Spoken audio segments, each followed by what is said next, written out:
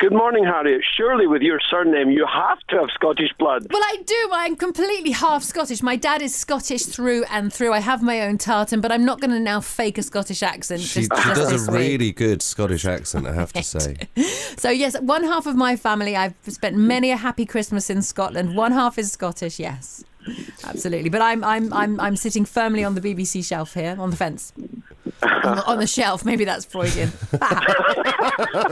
Slip of the tongue, wasn't it? Jonathan. The shape of things to come. Yes, I think so. Who knows? Maybe I'll be not here next week.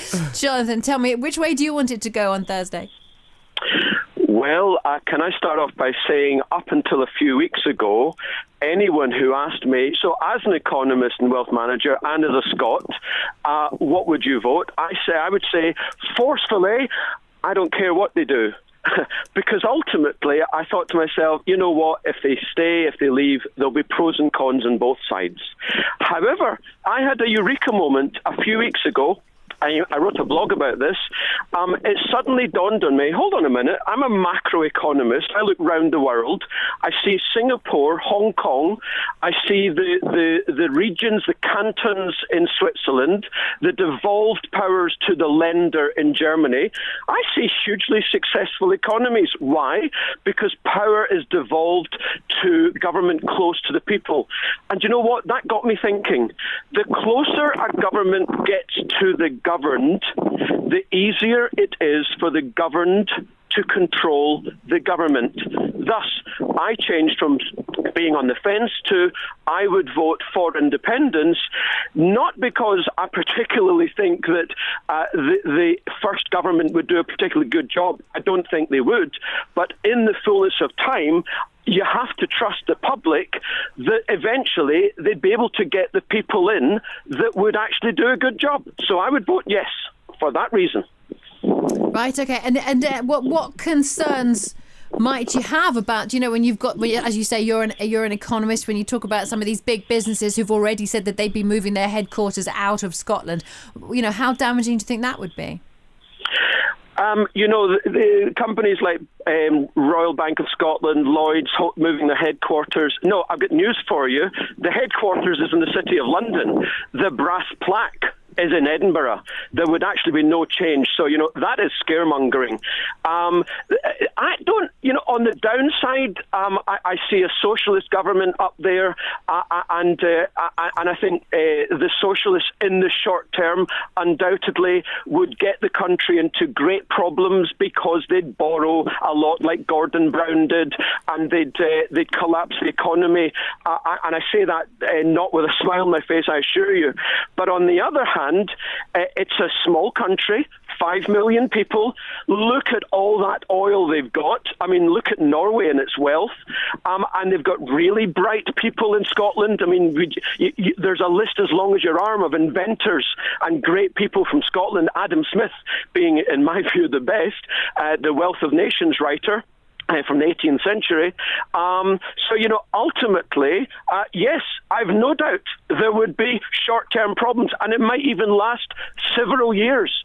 But, as I say, if they can get the right people in government, creating a more free enterprise, free market economy, I'll tell you, the potential, it's all potential. Jonathan, the potential for Scotland is fantastic. Jonathan, sorry to butt in, but just picking up on a few of the things that you've said. What is your reaction then to Deutsche Bank saying that a move to independence would have the same consequences as what led to the Great Depression in the 1930s? That's a little bit more about that, but that is more serious. That's a more serious warning than some banks saying they'll move their brass plaques and their head offices to England.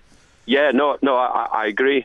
My view, as a wealth manager, I'm a capitalist.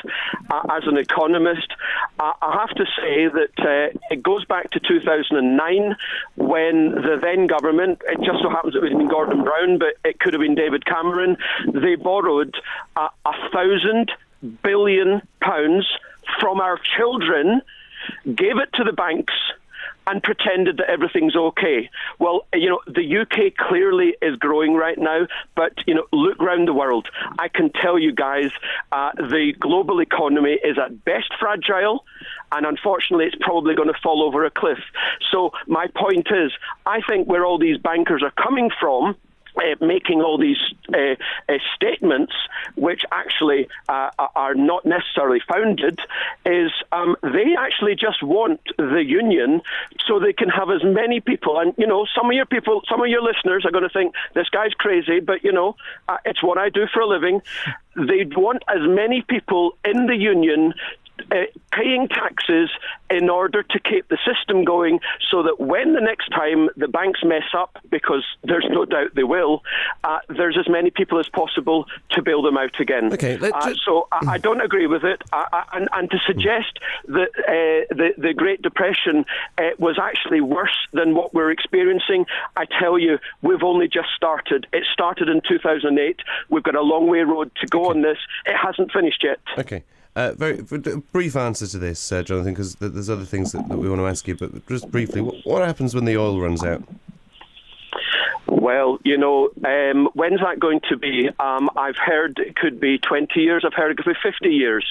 I would say to you that if Scotland becomes a free market society economy like Singapore, Switzerland, Hong Kong, well, I tell you, the future is very bright. Okay.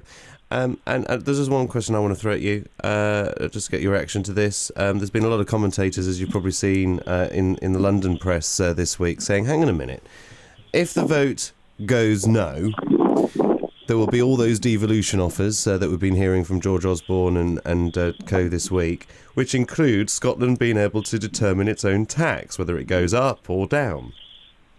A lot of commentators saying, well, if Scotland can have that, why can't the huge financial institution of London, one of the most expensive and complex cosmopolitan cities in the world, have that too? Why can't more powers be devolved to London? Do you think that would be good for London?